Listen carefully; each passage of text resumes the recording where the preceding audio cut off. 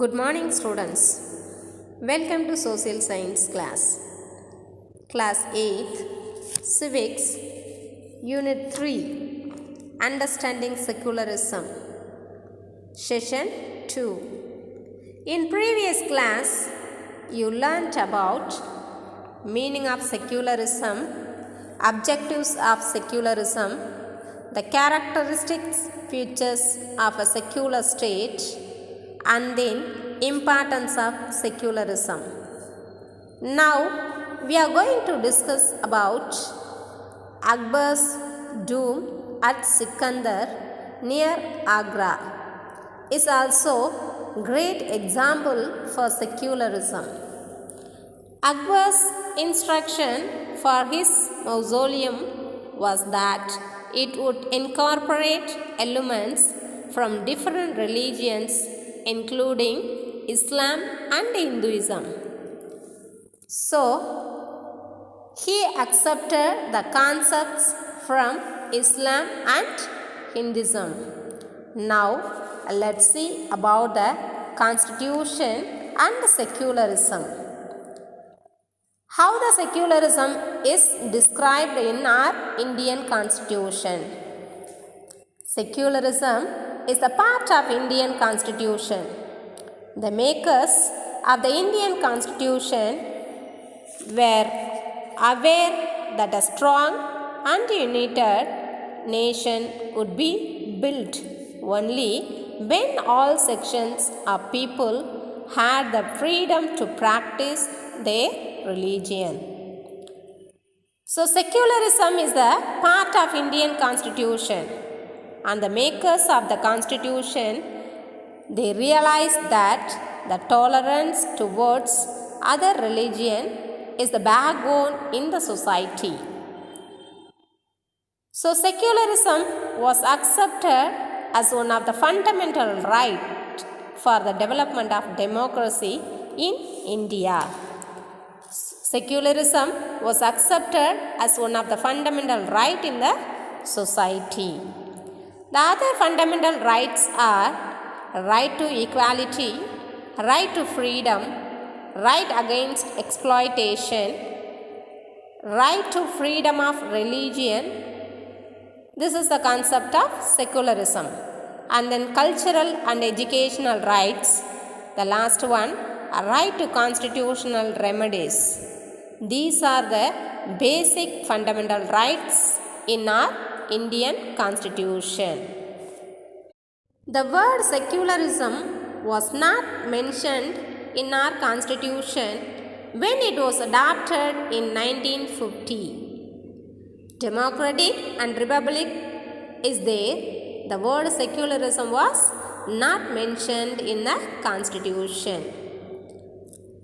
Later on in 1976, the word secular was incorporated in the preamble through the 42nd Amendment of the Indian Constitution.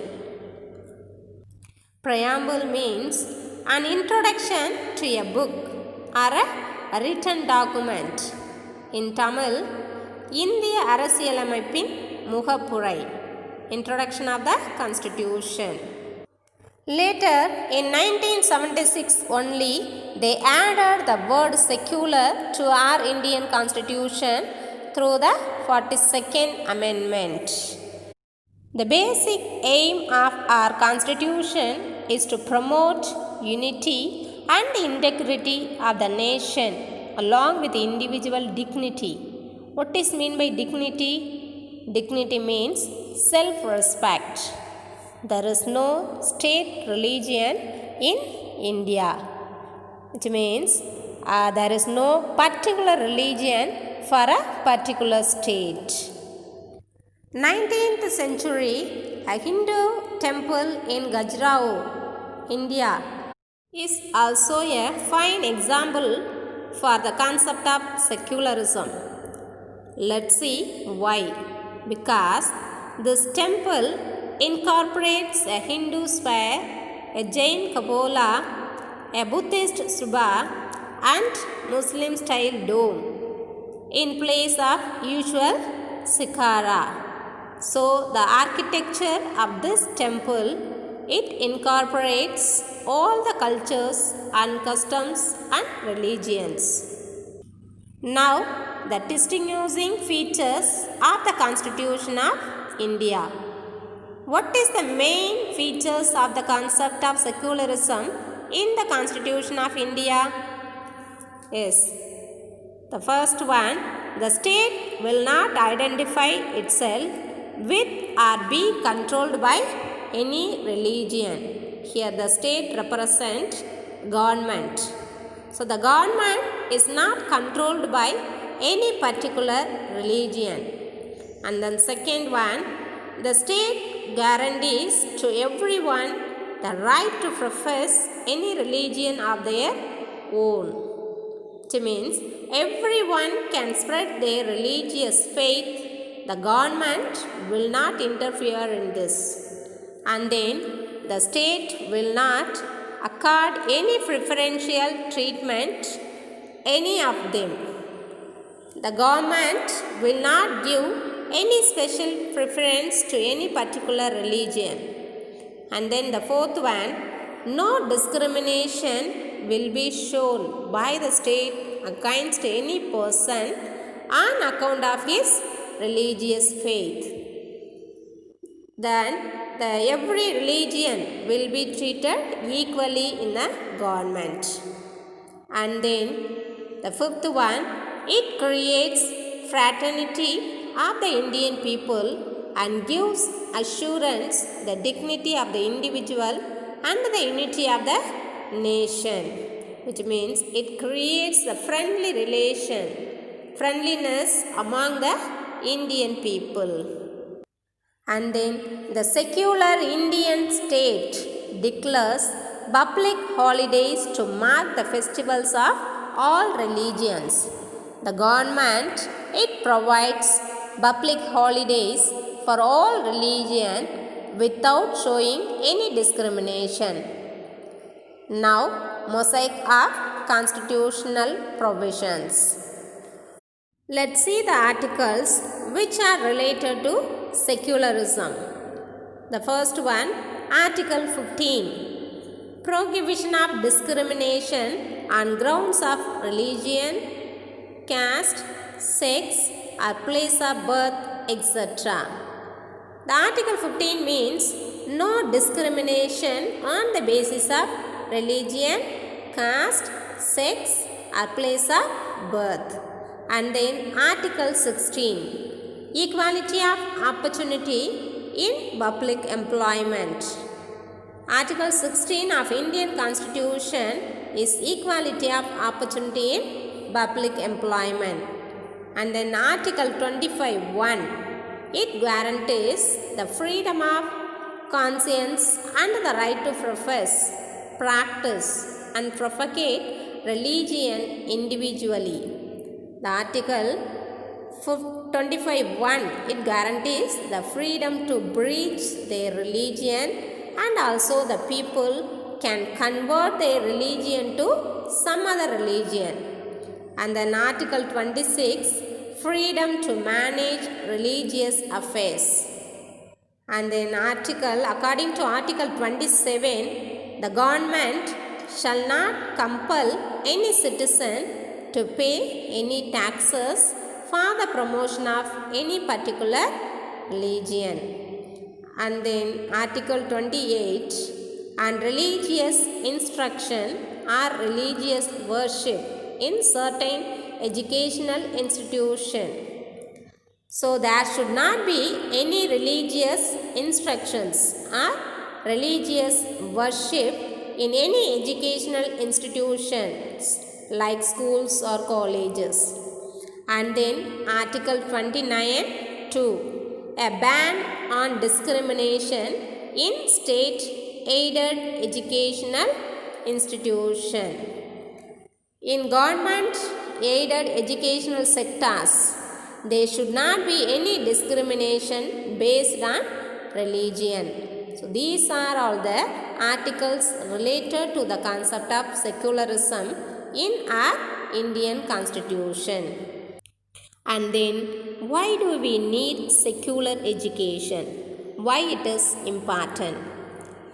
Secularism in education means making public education free from any religious dominance.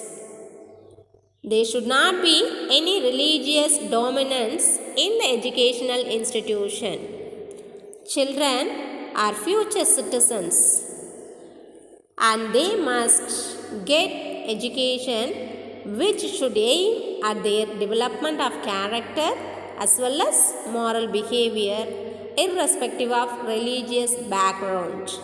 So secular education is needed to remove narrow-mindedness and makes dynamic and enlightened view, which means to get broad view. The second need is to develop moral and humanistic outlook, to get a moral behavior. And then third one, to train the youth to be good citizen, to train the youth to be good citizen. And fourth one, to strengthen democratic values like liberty, equality and fraternity and cooperative living. The secularism is very much needed, very important. And then fifth one, to give wider vision towards life. So breaking the narrow-mindedness and providing the wider vision.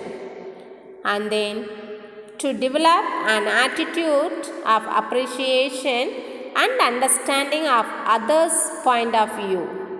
We must respect the other's ideology. And then to develop the spirit of love, tolerance, cooperation, equality and sympathy. The last one, to synthesize materialism and spiritualism. It creates the spiritualism in the society. So we need secular education. So children, we are come to an end of this session. I hope you are clear with today's topic. With this video, Civics 3rd unit, that is Understanding Secularism, is completed. Shall we recall now? Yes. A secular state is one in which the state does not officially promote any one religion as state religion. And then the Indian Constitution allows individuals the freedom to live by their religious beliefs and practices. And then the Indian state works in various ways to prevent religious domination. So we are different with many religions but equal as Indian citizen. This is the main concept of this lesson. India is the land of multi-religious and multicultural beliefs.